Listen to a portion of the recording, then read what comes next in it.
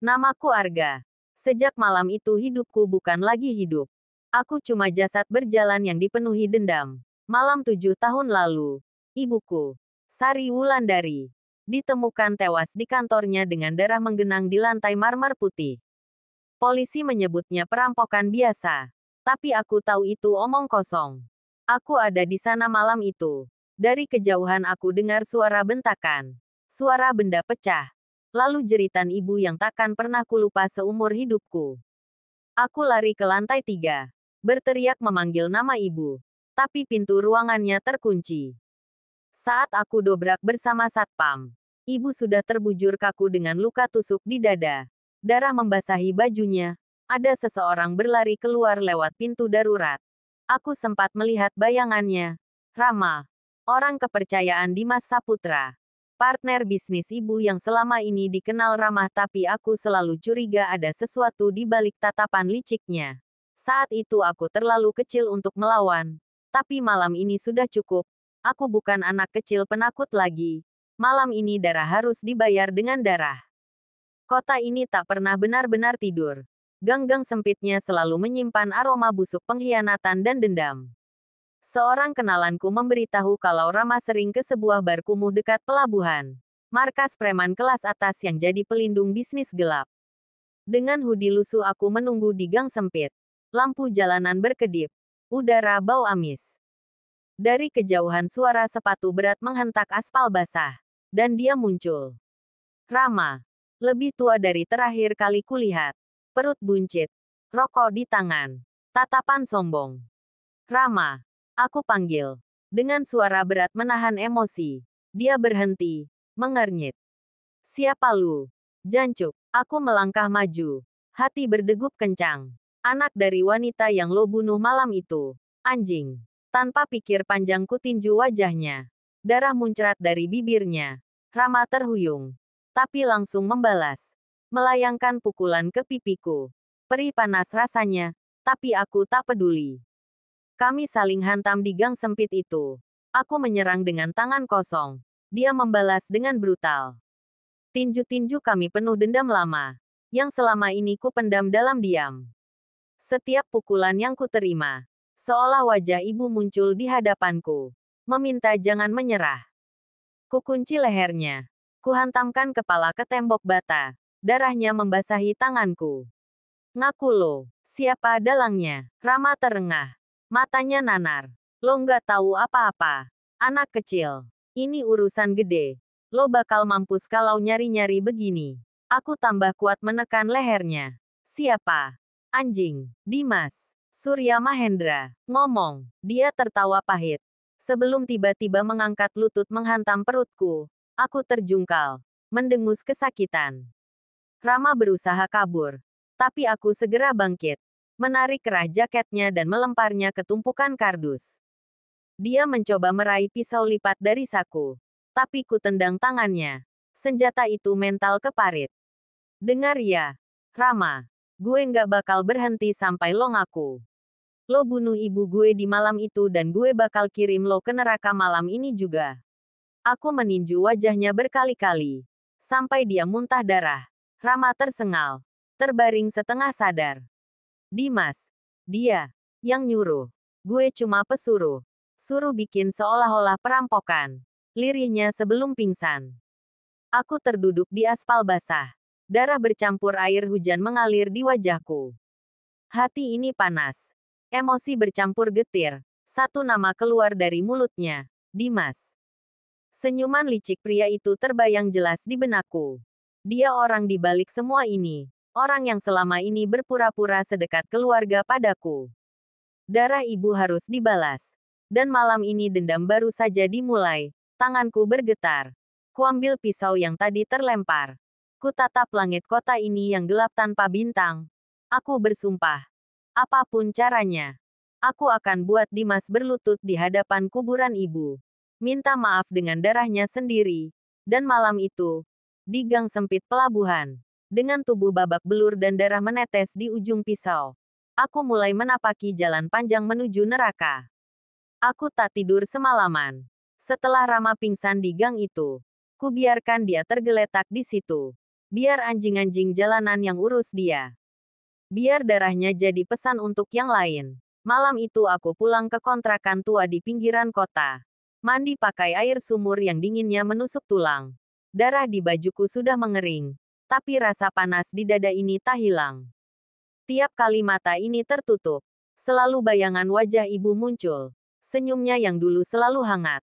Sekarang digantikan darah dan jeritan. Aku tahu permainan ini belum selesai. Justru baru mulai. Dimas pasti sudah tahu Rama babak belur di tangan seseorang. Dan aku yakin anak buahnya akan segera mencari siapa pelakunya. Aku harus bergerak cepat. Menemui orang-orang lama yang dulu dekat dengan ibu. Orang-orang yang mungkin tahu sesuatu tapi selama ini bungkam karena takut. Pagi itu aku datangi seorang pria tua bernama Pak Mulyadi. Ex-satpam kantor ibu dulu. Ku dengar dia sekarang tinggal di rumah petak kumuh di daerah belakang pasar tradisional. Penjaga parkir dadakan. Begitu aku sampai, dia langsung pucat begitu melihatku. Matanya seperti ketakutan menatap hantu dari masa lalu. Arga, ya Tuhan. Jangan libatkan saya lagi. Saya udah janji sama diri saya nggak mau campur. Ucapnya terbata. Aku tarik kerah bajunya. Menyudutkannya ke tembok rumah reyot itu. Om tahu apa malam itu? Jangan pura-pura bego. Om lihat siapa yang keluar dari ruangan ibu saya malam itu. Pak Mulyadi gemetar.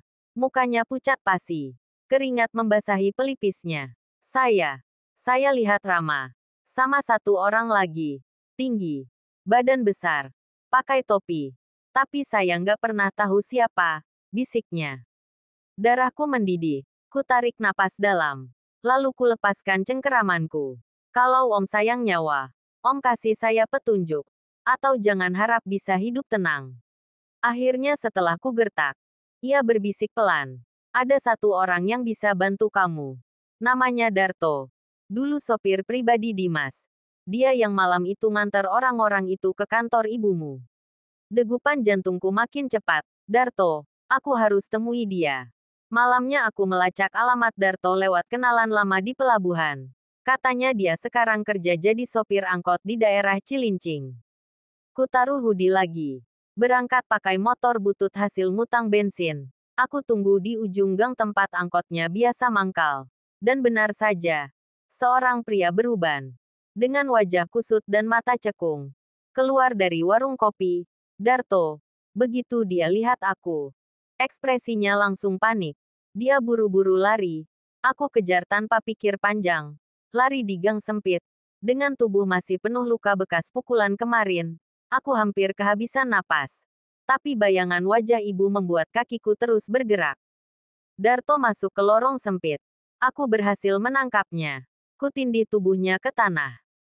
Jangan bunuh saya. Jangan Arga. Teriaknya ketakutan. Aku kaget. Kenapa dia tahu namaku? Lo kenal gue? Iya. Saya kenal kamu. Saya dulu sering antar ibu kamu. Sering lihat kamu di kantor. Saya tahu kamu anaknya Bu Sari. Maafin saya. Saya nggak ikut-ikutan. Sumpah saya cuma supir. Saya nggak bunuh siapa-siapa. Ku kepalkan tangan menahan emosi. Gue nggak peduli lo ikut apa nggak. Lo ada di sana malam itu. Siapa aja yang di mobil?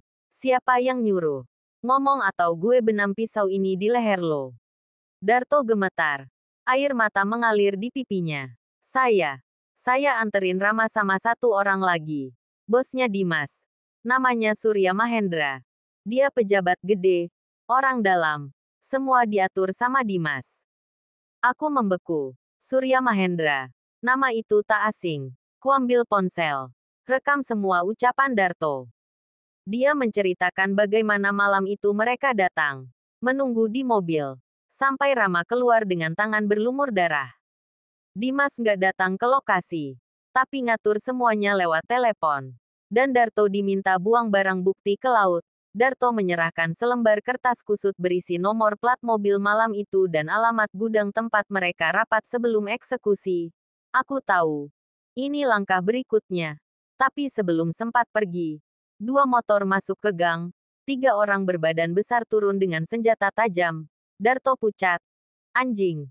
Mereka. Aku berdiri sigap. Lo kabur ke belakang. Biar gue tahan sini. Darto lari. Aku hadapi 3 orang itu. Salah satu menyerang pakai besi panjang. Aku tangkis dengan tongkat kayu bekas jemuran. Benturan keras membuat tanganku ngilu. Aku tendang pria itu ke tembok. Langsung kutinju wajah yang lain hingga bibirnya sobek. Pria ketiga menikamkan pisau ke arahku. Aku sempat kena gores di lengan.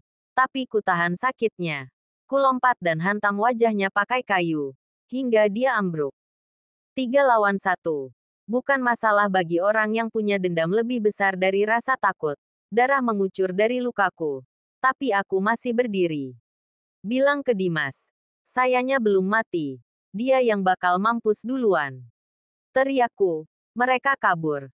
Meninggalkan aku yang berdiri di lorong gelap. Berdarah.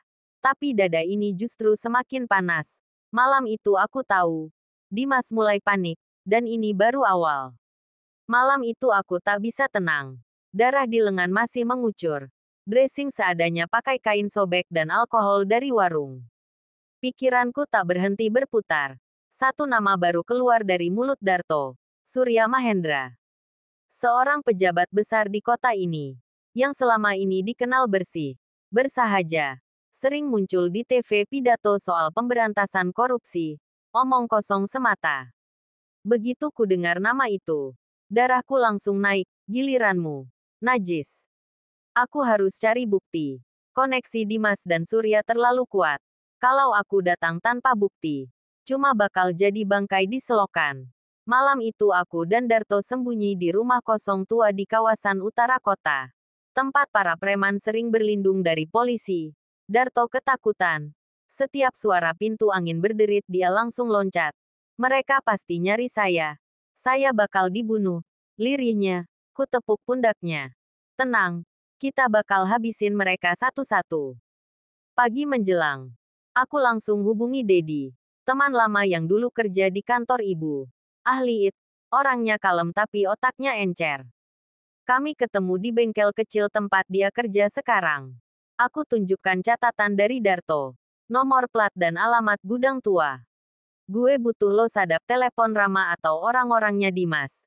Gue yakin mereka panik. Dedi ngangguk. Gue bisa. Tapi lo harus masukin alat ini ke salah satu HP orang mereka. Ku genggam alat kecil itu.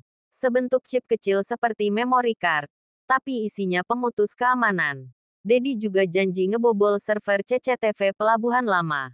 Karena menurut Darto, mobil-mobil eksekusi malam itu lewat jalur itu. Sore itu aku tahu Rama bakal nongkrong di sebuah klub malam mewah. Namanya Velvet. Markas anak buah Dimas dan Surya. Masuk ke sana artinya bunuh diri. Tapi aku nggak punya pilihan. Dengan jaket lusuh, topi rendah dan pisau lipat di saku, aku masuk pura-pura jadi pengantar minuman. Tubuhku masih luka. Otot pegal. Perut nyeri tiap napas. Tapi dendam bikin aku nggak peduli. Aroma alkohol, asap rokok dan suara musik keras memenuhi ruangan. Rama duduk di sofa VIP. Tertawa dengan 2 wanita penghibur di sampingnya. Kuambil kesempatan saat dia ke toilet. Ku selinap ke belakangnya. Saat dia meletakkan ponsel di wastafel ku buka casing belakangnya cepat. Masukkan chip Dedi ke dalamnya dan tutup lagi. Rama nggak sadar. Saat aku hendak keluar, seorang preman jaga pintu kenal wajahku. Anjing lu, argakan. Tanda seru petik 2. Aku langsung tendang perutnya. Lemparkan ember stainless ke wajahnya. Pecah. 2 preman lain datang menyerang. Kubenturkan kepala salah satunya ke wastafel. Darah muncrat, aku tahu aku nggak bisa lawan semuanya. Aku lari keluar. Peluru berdesing dari belakang. Orang-orang teriak. Aku sempat loncat lewat jendela dapur. Jatuh ke tumpukan sampah belakang. Darah di pelipis kembali menetes. Tapi ponsel Rama udah gue tanam alat sadapnya. Malam itu Dedi telepon. Gue dapet rekaman percakapan Rama sama Surya. Lo nggak bakal percaya nih. Aku datang ke rumah kontrakan Dedi. Ruangannya gelap hanya diterangi monitor komputer tua. Dedi muter rekamannya. Suara Rama terdengar kasar. Bos, Darto sama bocah itu masih hidup. Gimana nih? Suara berat menjawab. Beresin semua. Kalau perlu bakar rumahnya. Bikin kecelakaan. Gue nggak mau nama gue keangkat. Ingat gue punya jabatan. Segera sebelum besok. Aku menggertakkan gigi. Dedi ngelirik gue. Itu suara Surya Mahendra.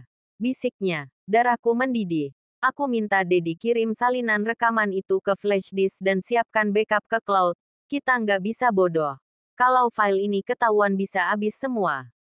Belum sempat tenang. Tiba-tiba motor berhenti depan kontrakan Dedi. 3 pria turun. Berjubah hitam. Salah satunya bawa senapan laras pendek. Dedi panik. Anjing, mereka nyari kita. Aku tarik Dedi lari lewat pintu belakang. Suara letusan senjata pecah kaca jendela. Dedi hampir kena. Aku tarik bajunya lompat ke parit. Darah campur lumpur mengotori tubuh kami. Tanpa pikir panjang aku banting batu ke kepala salah satu orang yang ngejar. Kepalanya pecah. Teman-temannya panik. Aku seret Dedi masuk ke gang sempit. Tak berani bernafas berat. Malam itu aku dan Dedi ngungsi ke warnet tua di ujung kota. Aku peluk flash disk itu seolah harta karun. Tangan masih gemetar. Parahnya luka di lengan makin dalam. Belum ada waktu buat jahit. Masih harus terus jalan. Mata ini panas. Perih bukan karena luka. Tapi bayang-bayang wajah ibu terus mengikutiku. Seakan-akan dari kejauhan dia berkata, "Jangan mundur. Gah, lanjutkan." Aku bersumpah. Besok pagi gue bakal datangi kantor Surya Mahendra. Ngirimkan pesan. Bahwa gue bukan lagi anak kecil yang mereka buang 7 tahun lalu. Mereka belum tahu rasa takut sebenarnya. Aku tahu waktu gue nggak banyak. Dimas pasti udah dengar soal keributan di klub Velvet. Soal anak buahnya yang tewas di gang waktu itu. Soal rekaman yang gue dapat dari Rama. Dan dia nggak bakal diam. Dia pasti nyari gue. Sebelum gue nyebarin bukti ke publik. Tapi gue nggak peduli. Satu-satunya yang gue takutin udah nggak ada. Ibu gue. Dan sisanya cuma sampah-sampah dunia yang layak gue habisin. Malam itu gue dan Dedi nekat nyelinap ke gedung tua bekas kantor ibu. Gedung itu udah kosong 7 tahun tapi masih berdiri. Gue tahu di situ ada satu ruang arsip bawah tanah yang dulu jadi tempat simpan berkas penting. Di sana kemungkinan masih ada kontrak atau rekaman CCTV internal yang waktu kejadian katanya mendadak rusak. Gue bawa linggis, senter, dan pistol tua hasil sitaan dari anak buah Dimas tadi malam. Gedung itu gelap. Suara angin menggoyang jendela yang udah pecah. Aroma debu dan kayu lapuk menguasai seluruh ruangan. Gue turun ke lantai basement. Ruang arsip terkunci tapi gampang dijebol. Tumpukan map dan kardus tua berserakan. Di pojok gue nemu satu lemari besi kecil. Masih utuh. Kupaksa buka pakai linggis. Isinya 2 map kontrak dan 1 flash disk lusuh. Bulu kuduk gue merinding. Kuponnya ke laptop tua Dedi. Isinya rekaman CCTV malam kejadian. Benar saja. Ada 2 orang masuk ruang ibu. Ramadan. Gue kaget. Bukan cuma Surya Mahendra. Tapi 1 orang lagi yang mukanya nggak asing. Darah gue beku. Ternyata Pak Johan. Adik tiri ibu. Om yang selama ini ngurus gue setelah ibu mati. Dia yang selama ini pura-pura baik. Nyuapin gue waktu kecil. Nemenin ke makam ibu. Ternyata dalam salah satu permainan kotor ini. Dedi megang kepala. Anjing. Itu Pak Johan. Gah. Gila nih orang. Darah gue mendidih. Tanpa banyak omong gue cabut pistol. Gue bakal cari orang tua brengsek itu sekarang juga. Dedi cegah gue. Gah, jangan gegabah. Ini orang gede. Bakal ada pengawal. Justru itu. Biar sekalian gue bersihin. Malam itu gue datangi rumah Pak Johan. Rumah mewah di kawasan elit. Jauh dari tempat gue lahir. Tanpa mikir gue dobrak pintu belakang. Masuk dengan pistol teracung. Di ruang tengah Pak Johan duduk sendirian. Dengan secangkir kopi di meja. Begitu lihat gue. Wajahnya pucat. Arga. Apa yang kamu lakukan? Dengar dulu om jelasin. Gue denger lo di rekaman CCTV. Anjing. Lo hianat sama ibu gue. Lo jual nyawa dia demi duit dari Dimas. Pak Johan bangkit. Gemetar. Arga. Om dipaksa. Kalau om gak nurut. Lo juga bakal dihabisin malam itu, Arga. Gue todong pistol ke kepalanya. Lo pikir gue peduli? Lo pikir gue takut mati? Lo pikir gue mau hidup dengan dendam kayak gini kalau bukan karena lo semua? Dia jongkok, menangis. Air mata jatuh di lantai marmer. Ampuni Om. Arga. Om gak ada pilihan. Mereka ngancam. Om juga. Suaranya lenyap ketelan suara mobil masuk halaman. Lampu sorot nyala. 4 mobil hitam masuk. Belasan pria bersenjata turun. Gue tahu Dimas datang. Gue lempar Pak Johan ke lantai. Buka pintu belakang. Lari ke garasi. Gue lempar 1 drum bensin ke arah mobil pengawal. Lalu gue tembak pakai pistol. Meledak. Api membumbung. Mereka panik. Peluru berdesing di sekitar kepala gue. Aku lari ke gang belakang. Tapi 2 orang berhasil nyusul. 1 nekat serang pakai parang. Gue tendang perutnya sampai mental ke tembok. Yang 1 lagi coba tembak. Gue gelinding ke tanah. Nembak balik. Kena lehernya. Darah muncrat kayak air mancur. Jalan sempit itu jadi arena pembantaian. Aku lari lagi. Naik ke pagar belakang. Terjun ke kebun tetangga. Badan penuh luka. Di kejauhan gue lihat Dimas keluar dari mobil. Dengan setelan jas hitam dan senyum sinis. Arga. Main-main lo udah kelewatan. Gue bakal hancurin lo. Teriaknya. Gue tatap dia dari balik semak dengan napas berat. Lo belum kenal gue. Dim. Gue bakal kubur lo sama dosa lo satu-satu. Gumam gue. Malam itu gue ngungsi ke bengkel kosong. Obati luka seadanya. Aku gemetar bukan karena takut. Tapi karena tahu satu hal. Dendam ini udah terlalu jauh untuk mundur. Dimas harus tumbang. Aku bersumpah besok pagi semua bukti bakal gue sebar. Rekaman Pak Johan. Percakapan Rama. Suara Surya Mahendra. Dan video CCTV. Tak ada yang bisa nolong mereka. Mereka nggak tahu. Jika Arga udah jatuh sejauh ini, artinya neraka bakal segera datang bawa nama-nama mereka di keranjang kematian. Malam itu gue nggak bisa tidur lagi. Tubuh gue udah kayak karung beras penuh luka. Darah kering nempel di baju dan tangan. Napas ngos-ngosan. Detak jantung kayak genderang perang di dada. Bukannya takut, tapi marah. Karena semakin gue gali, semakin busuk bau pengkhianatan itu. Pagi itu berita di TV geger. Klip CCTV ledakan di rumah Pak Johan viral. Pihak berwenang nutup-nutupin. Polisi pura-pura nggak tahu. Tapi warga udah rame bisik-bisik soal Dimas dan jaringan kotornya. Dimas makin gelisah. Dan gue tahu dia bakal ngeburu gue lebih gila lagi. Baru aja gue buka pintu bengkel kosong tempat gue ngungsi. Sebuah mobil sedan hitam berhenti mendadak. 2 orang turun bawa senjata api.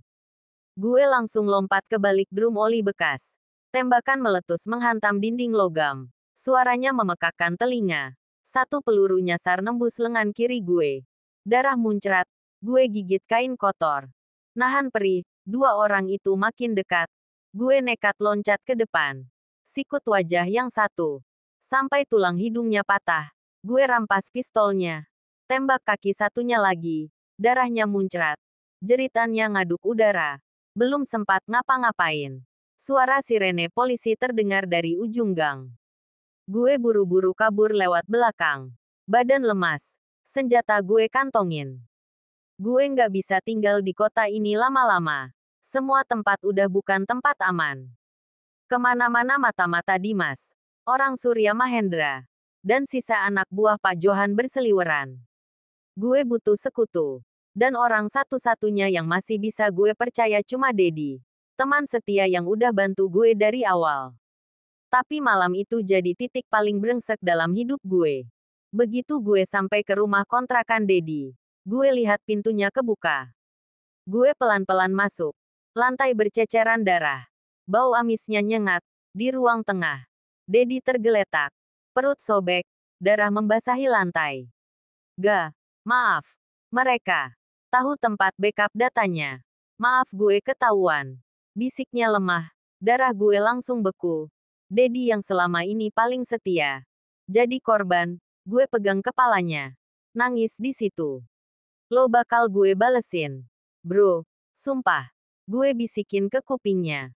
Gue ambil flash disk cadangan yang sempat dia simpan di bawah lantai kayu. Tanganku gemetar waktu ngelihat isinya masih utuh. Belum sempat gue keluar.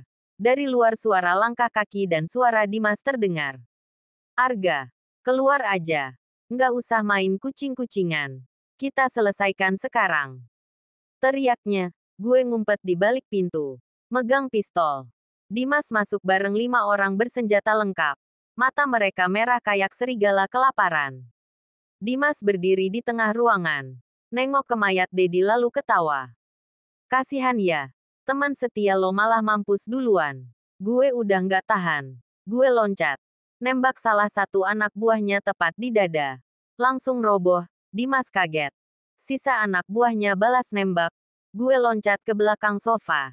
2 peluru ngebut di atas kepala. Gue angkat pistol. Tembak 2 lagi. 1 peluru tembus leher. Dan satunya lagi kena pipi. Langsung tumbang. Dimas lari keluar lewat pintu depan. Gue kejar. Darah masih netes di lengan. Tapi mata ini udah gelap. Di luar suasana kacau. Warga mulai teriak-teriak. Dimas naik mobil SUV hitam. Gue sempat tembak ban belakang. Pecah. Tapi dia keburu kabur. Darah gue mendidih. Dimas harus mati. Saat gue balik masuk rumah.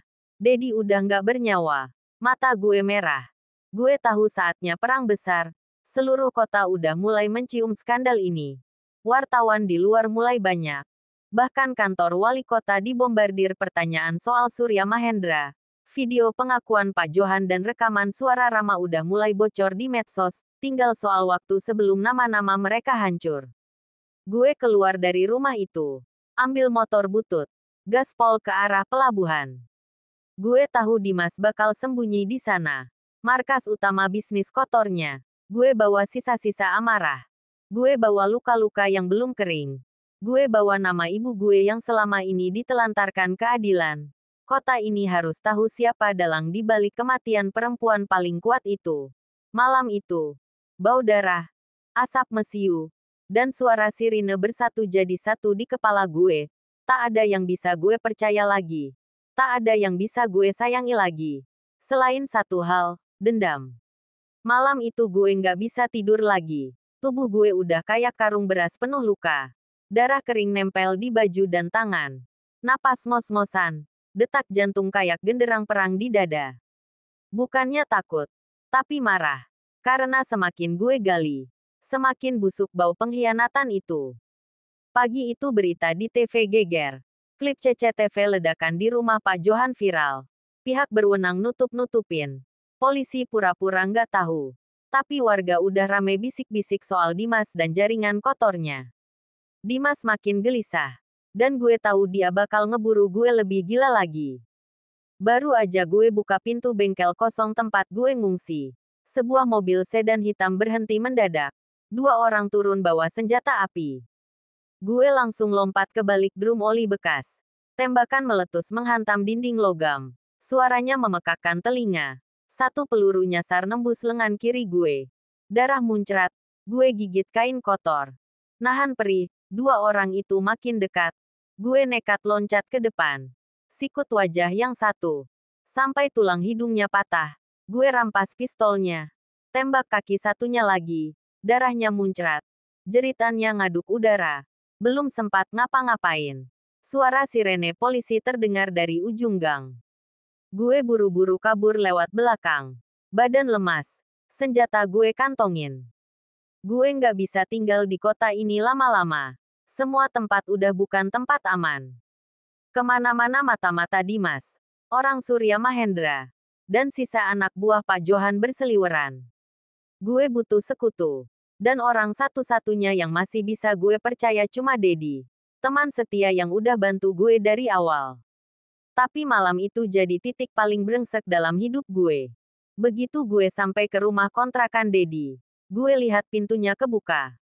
Gue pelan-pelan masuk. Lantai berceceran darah. Bau amisnya nyengat. Di ruang tengah, Dedi tergeletak. Perut sobek. Darah membasahi lantai. Maaf. Mereka tahu tempat backup datanya. Maaf gue ketahuan. Bisiknya lemah. Darah gue langsung beku. Dedi yang selama ini paling setia. Jadi korban, gue pegang kepalanya. nangis di situ. Lo bakal gue balesin. Bro, sumpah. Gue bisikin ke kupingnya. Gue ambil flash disk cadangan yang sempat dia simpan di bawah lantai kayu. Tanganku gemetar waktu ngelihat isinya masih utuh. Belum sempat gue keluar. Dari luar suara langkah kaki dan suara Dimas terdengar. Arga, keluar aja. Nggak usah main kucing-kucingan. Kita selesaikan sekarang. Teriaknya, gue ngumpet di balik pintu. Megang pistol. Dimas masuk bareng 5 orang bersenjata lengkap. Mata mereka merah kayak serigala kelaparan. Dimas berdiri di tengah ruangan. Nengok ke mayat Dedi lalu ketawa. Kasihan ya. Teman setia lo malah mampus duluan. Gue udah nggak tahan. Gue loncat. Nembak salah satu anak buahnya tepat di dada. Langsung roboh. Dimas kaget. Sisa anak buahnya balas nembak. Gue loncat ke belakang sofa. 2 peluru ngebut di atas kepala. Gue angkat pistol. Tembak 2 lagi. 1 peluru tembus leher. Dan satunya lagi kena pipi. Langsung tumbang. Dimas lari keluar lewat pintu depan. Gue kejar. Darah masih netes di lengan. Tapi mata ini udah gelap. Di luar suasana kacau. Warga mulai teriak-teriak. Dimas naik mobil SUV hitam. Gue sempat tembak ban belakang. Pecah. Tapi dia keburu kabur. Darah gue mendidih. Dimas harus mati. Saat gue balik masuk rumah. Dedi udah nggak bernyawa. Mata gue merah. Gue tahu saatnya perang besar. Seluruh kota udah mulai mencium skandal ini. Wartawan di luar mulai banyak. Bahkan kantor wali kota dibombardir pertanyaan soal Surya Mahendra. Video pengakuan Pak Johan dan rekaman suara Rama udah mulai bocor di medsos, tinggal soal waktu sebelum nama-nama mereka hancur. Gue keluar dari rumah itu. Ambil motor butut. Gaspol ke arah pelabuhan. Gue tahu Dimas bakal sembunyi di sana. Markas utama bisnis kotornya. Gue bawa sisa-sisa amarah. Gue bawa luka-luka yang belum kering. Gue bawa nama ibu gue yang selama ini ditelantarkan keadilan. Kota ini harus tahu siapa dalang di balik kematian perempuan paling kuat itu. Malam itu, bau darah, asap mesiu, dan suara sirine bersatu jadi satu di kepala gue. Tak ada yang bisa gue percaya lagi. Tak ada yang bisa gue sayangi lagi. Selain satu hal, dendam.